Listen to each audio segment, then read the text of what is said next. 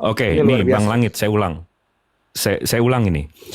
Bang Ya, siap. Langit, saya bilang sama Abang, Bang di rekening saya ada 2 triliun. Di situ Abang percaya apa tahu?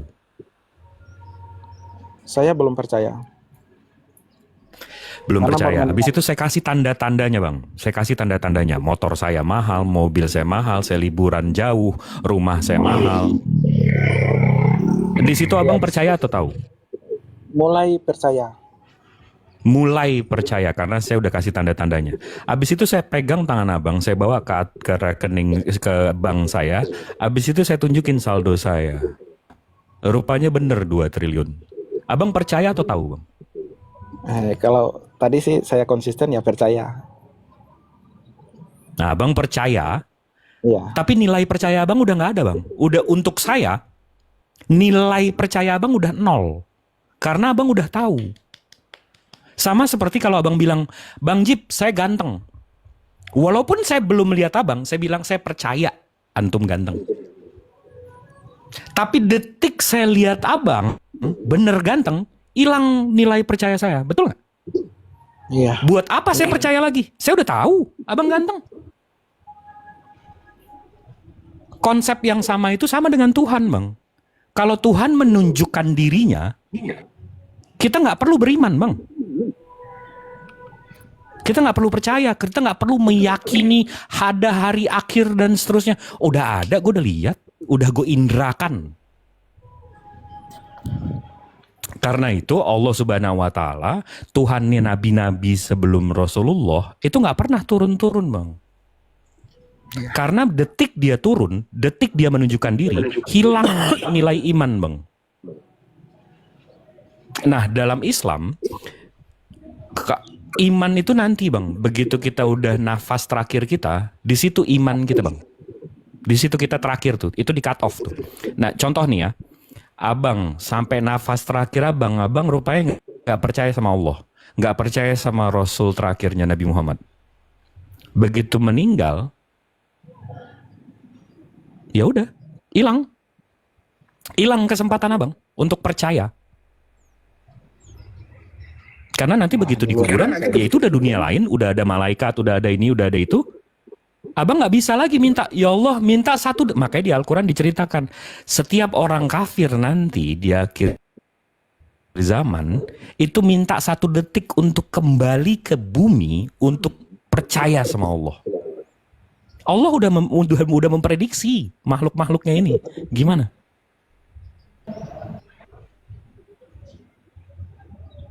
Ya, ini luar biasa ini. Nah, sedikit abangku, Bang Jip. Menurut abang gimana itu? Iya, luar biasa nih Bang. Menarik sekali. Pak Langit, saya izin masuk sedikit abangku. Di dalam Islam itu ada satu kajian namanya ilmu mantik ya. Di dalam ilmu mantik kita diperintahkan sebelum percaya itu harus tasawur. Apa itu tasawur? Meneliti. Nah, makanya Islam sendiri dilarang untuk memaksa seseorang masuk ke dalam Islam. Itu Allah langsung yang melarang dalam Al-Quran. Karena orang masuk Islam itu harus berdasarkan akalnya. Karena akal ini merupakan satu pemberian dari Tuhan untuk membedakan mana benar, mana salah, mana baik, mana buruk. Nah, ini harus dipahami oleh Bang Langit ya. Makanya kita teliti nih kebenaran. Ya, Anda sudah meneliti dan Anda berhasil. Tuhan itu ada. Meneliti dari ciptaannya, karena tidak mungkin secara akal manusia ada ciptaan tanpa pencipta. Ya, Itu yang pertama. Nah, yang kedua, Anda teliti lagi, karena Anda harus tahu setiap yang benar setiap yang baik belum tentu benar, tapi setiap yang benar pasti baik. Nah, jadi Anda harus naik kelas sekarang. Bukan hanya mencari kebaikan, tapi cari kebenaran. Nah, coba sekarang tadi ayat kauniyah kalau di Islam ya, meneliti secara ciptaan. Itu menunjukkan bahwa adanya pencipta. Nah, sekarang abang tingkatkan lagi. Pencipta yang benar itu yang mana? Nah, makanya ada beberapa agama nih, banyak. Ada Islam, ada Kristen, ada Hindu, Buddha dan lain sebagainya. Nah, teliti dari kitab sucinya. Tuhan yang mana nih yang benar, karena pasti dong Tuhan pencipta ini, setiap agama meyakini kitab suci itu firman Tuhan. Nah, pastinya firman Tuhan ini akan sesuai dengan akal sehat manusia dalam penciptaannya atau dalam kedokterannya, ilmu apapun itulah yang tertulis dalam kitab suci. Jangan sampai kontradiksi dengan kenyataan, dengan akal sehat. Makanya iman itu harus sejalan dengan akal sehat. Jadi abang tinggal naik kelas sedikit itu udah ada satu peningkatan, udah bagus ya. Secara ayat kauniyah atau ciptaan, sehingga abang meyakini Tuhan itu ada. Dan sekarang tinggal abang mencari Tuhan yang benar ini, Tuhan yang mana? Apakah yang dituhankan oleh umat Islam atau umat Kristen? Ya kita teliti melalui kitab sucinya. Di sini kebetulan ada Kristen juga. Mungkin dilanjut abangku Bang Jibril, mohon maaf saya potong sedikit. Saya mau bertanya ya. Silakan, Boleh? silakan. Ya, Silakan. saya bertanya kepada dua agama yang ada di sini. Tapi sebelum saya bertanya, saya mau membenarkan bahwa surga itu ketika dinyatakan secara realitas di depan mata kita, orang nggak akan lagi berbuat jahat. Jadi sudah tidak ada nilai percaya, seperti Bang Jibril katakan tadi. Betul. Nah, saya mau bertanya gini, tentang konsep monoteisme, artinya Tuhan Esa. Tapi di sini saya merujuk pada dua agama saja, Kristen dan Islam.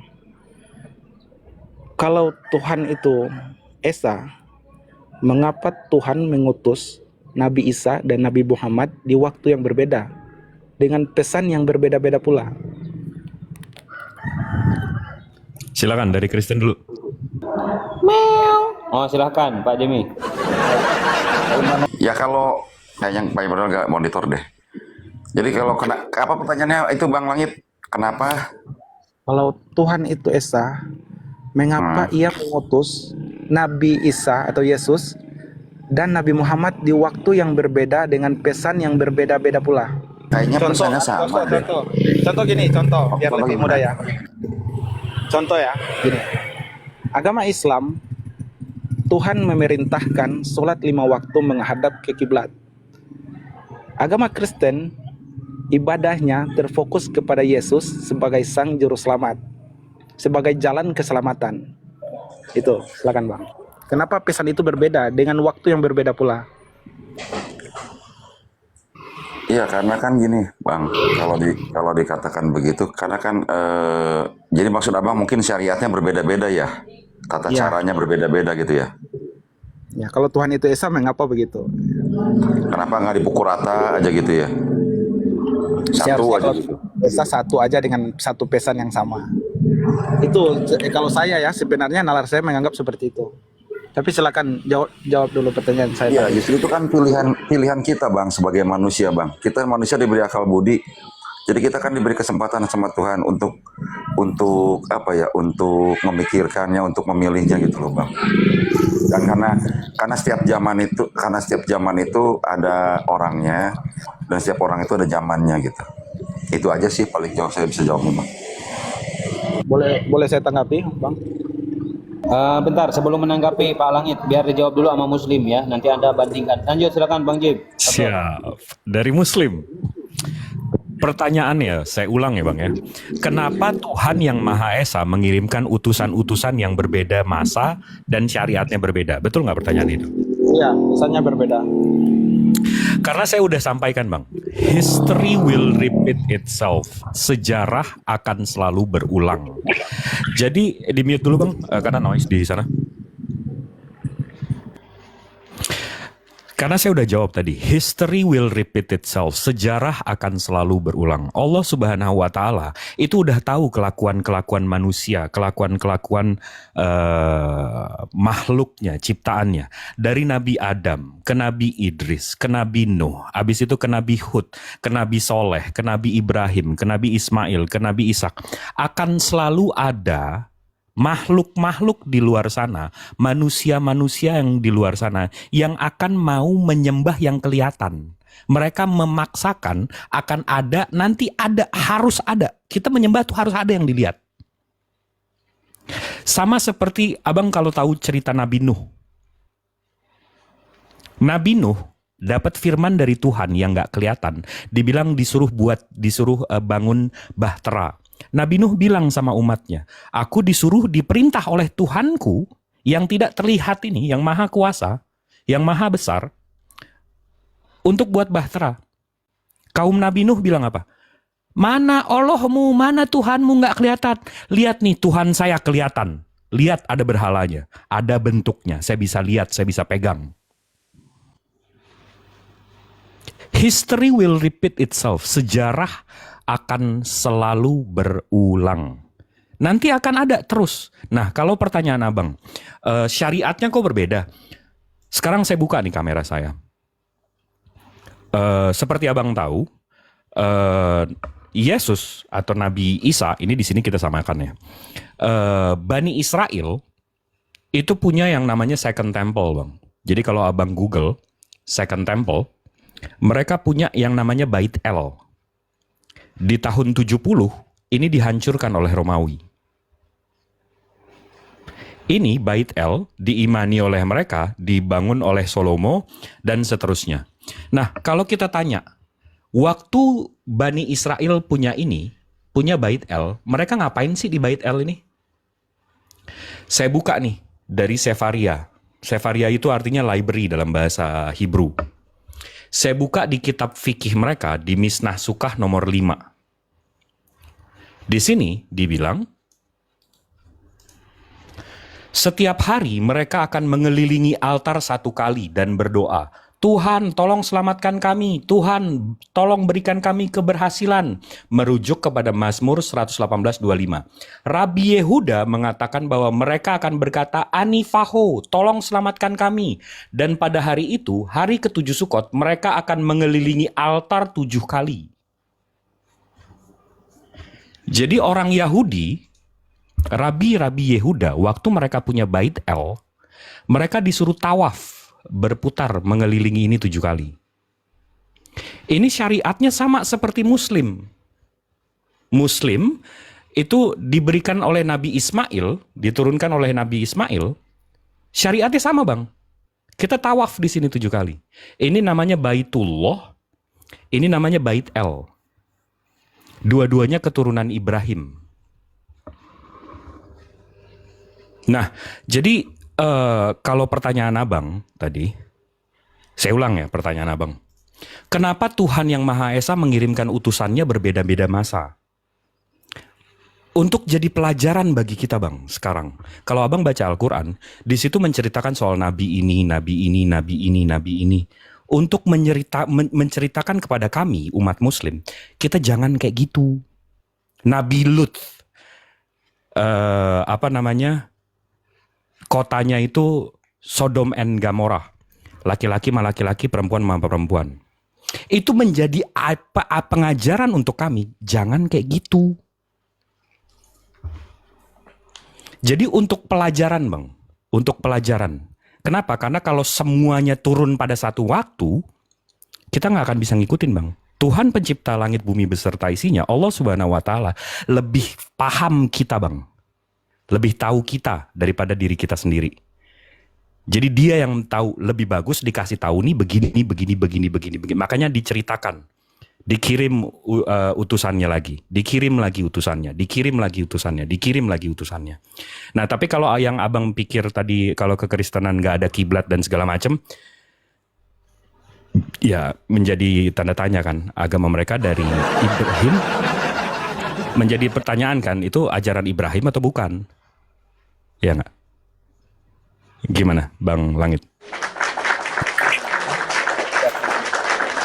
Saya sudah bertanya tapi belum ada yang Mohon maaf ya, Pak Jemi sama Pak Immanuel kena ulti Bang Jibril. Lanjut. Oh enggak. Jadi yang jadi masalah kan kalau soal kiblat juga kan kami bisa menjelaskan kenapa nggak ada kiblat. Karena kami percaya Tuhan itu tidak dalam bentuk ruang dan waktu. Kenapa kamu harus berkiblat pada suatu tempat, itu aja penjelasan saya. Ya, oke.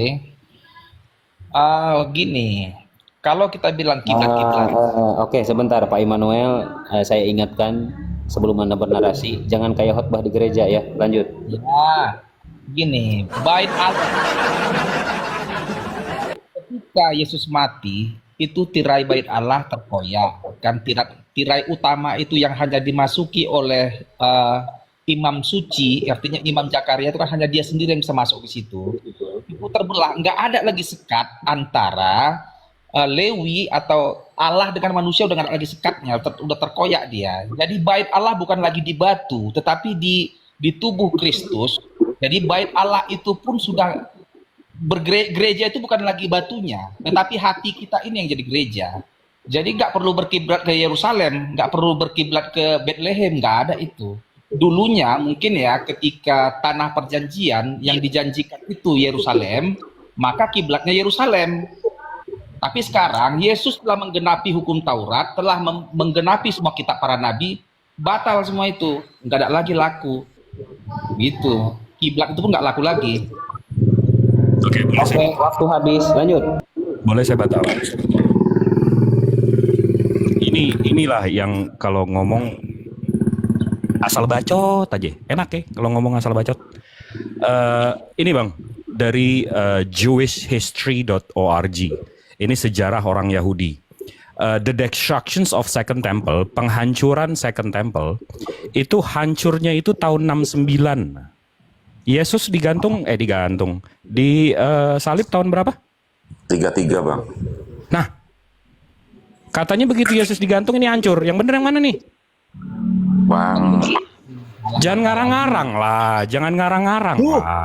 Gak beres ini Pak Emanuel. Islam ini salah paham. Jangan lihat fisiknya. Kalian sibuk Jangan dengan fisik. ngarang-ngarang lah. Bang Bang Langit Emanuel- ini cerdas, nggak begitulah. Bang Emanuel mungkin salah ngutip Bang Jibril. Maksudnya tabir. tabir bait suci. Tirai. Tabir itu tirai. Mungkin Bang Emanuel salah Iya, ngutip. kali. mungkin. Immanuel, lepaskan gelar pendeta Anda, bukan lepaskan. bait suci. Kita ngomong sesuai fakta aja. Lawan Pak Emanuel kamu terkutuk nanti kau Pak Jemi. Nggak dipahaminya. Apa yang saya nggak paham, Bang? Itulah tentang bait Allah itu penghancuran. Maka kenapa ya? Bukan begitu. Bait Allah itu bukan lagi di Yerusalem itu. Dia ngomongin doktrin berarti ya. Allah tidak lagi berdiam. Di dulu sebelum Yesus menggenapi itu bait Allah di batu itu, di dalam kota Yerusalem itu, di dalam bait Allah Salomo itu, disitulah Allah, ruang Maha Kudus itu, disitulah Allah berdiam di bumi ini. Enggak, maaf Abu ya. Jadi nggak intelek kita. Dia ngomongin angan-angan sama cita-cita. Nah, itu dia. Nah, lanjut aja, lanjut. Ini di sini saya noise, lanjut abangku. Disambung Bang Langit tadi gimana soal Bait El dan agama Abrahamik? Iya, di dalam segi pengetahuan memang ini sangat logika dan sangat rasional itu dari penjelasannya Bang Jibril. Bahkan tadi saya mau menanggapi terkait pernyataannya Bang Jimmy itu, tapi udah lupa itu, karena menurut saya ya tadi itu saya pengen menanggapi karena menurut saya itu nggak rasional penjelasannya. Cuman saya lupa tadi apa yang mau ditanggapi. Yang mana yang Coba- berkiblat itu, Iya, yang nggak berkiblat itu apa? Ya, coba Saya masuk diulangi lagi. dikit.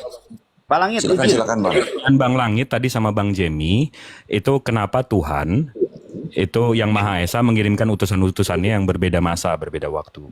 Itu Bang Jemi jawab tadi, tapi mau ditanggapi. berbeda aturan juga katanya. Berbeda syariat.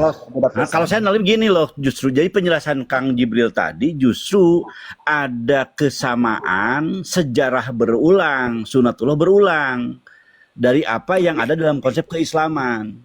Jadi Tuhan ini saking cintai kepada manusia, ya dia bikin berulang-berulang.